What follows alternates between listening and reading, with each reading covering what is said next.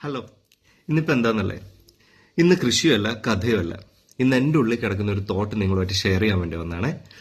കുഞ്ഞിലൊക്കെ നമ്മൾ ഏറ്റവും കൂടുതൽ കേട്ടിരിക്കുന്ന നെഗറ്റീവായിട്ടുള്ള പ്രയോഗങ്ങൾ എന്തൊക്കെയാ? തോന്നിയവാസി, അഹങ്കാരി, ധിക്കാരി, ഇതൊക്കെയല്ലേ.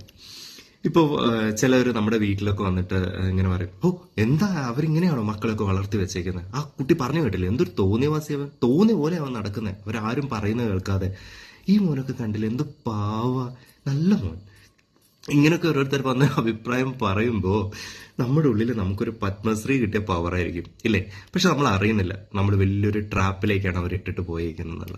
പിന്നെ മുഴുവൻ നമ്മൾ എന്ത് ചെയ്യും, ഈ ഒരു നല്ല കുട്ടി ടാഗ് മെയിൻറ്റെയിൻ ചെയ്യാൻ വേണ്ടിയിട്ടുള്ള കാര്യങ്ങളായിരിക്കും. ചിലർക്ക് നമുക്ക് ആവശ്യമുള്ളതായിരിക്കും, ചിലർക്ക് നമുക്ക് ഇഷ്ടമുള്ള കാര്യമായിരിക്കും. പക്ഷേ ഈ ഒരു നല്ല കുട്ടി ടാഗ് എവിടെയെങ്കിലും നഷ്ടപ്പെട്ടു പോവല്ലോ എന്ന് വെച്ചിട്ട് നമ്മൾ, ഇതിപ്പോൾ ഞാൻ എല്ലാവരുടെ കാര്യമല്ല കേട്ടോ പറയുന്നത്, എന്നെ പോലെയുള്ള കുറച്ച് പേരുടെ ഒക്കെ കാര്യമാണ് പറയുന്നത്.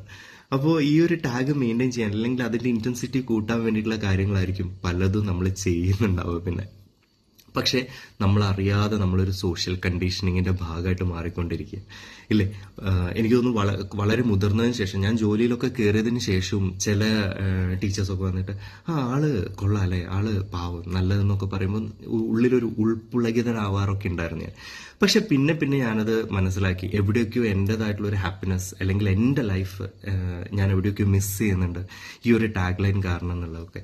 പിന്നെയാണ് ഞാൻ ഈ കണ്ടീഷനിങ്ങിൻ്റെ കാര്യങ്ങളൊക്കെ കുറച്ചുകൂടി മനസ്സിലാക്കാൻ തുടങ്ങിയിരിക്കുന്നത്. ചുരുക്കി പറഞ്ഞാൽ, നമ്മൾ ആദ്യം പറഞ്ഞില്ലേ കുറച്ച് പേര് സോക്കോൾഡ് തോന്നിയവാസികൾ, അഹങ്കാരികൾ, ധിക്കാരികൾ, അവർക്ക് മാത്രമേ ഞാൻ മനസ്സിലാക്കിയത് വെച്ചിട്ട് ജീവിതമുള്ളൂ. അതായത് ഞാൻ ഈ തോന്നിവാസികൾ, അഹങ്കാരികൾ എന്നൊക്കെ പറഞ്ഞത് ഈ കഞ്ചാവ്, MDMA, വാണിബും ഒക്കെ ആയിട്ട് നടക്കുന്ന ആളുകളല്ല കേട്ടോ. അതല്ലാതെ കൃത്യസമയത്ത് എവിടെയൊക്കെ നോ പറയണം എന്ന് ശീലിച്ച ആളുകൾ, തൻ്റെ ലൈഫിലെ ഹാപ്പിനെസ്സിന് ഇമ്പോർട്ടൻസ് കൊടുക്കുന്ന, സെൽഫ് റെസ്പെക്റ്റ് ഒക്കെ കൊടുത്ത് കുഞ്ഞിലേ ശീലിച്ച കുറച്ച് ആളുകളുണ്ടല്ലോ, ഞാൻ അവരെ കുറിച്ചാണ് ഉദ്ദേശിക്കുന്നത്.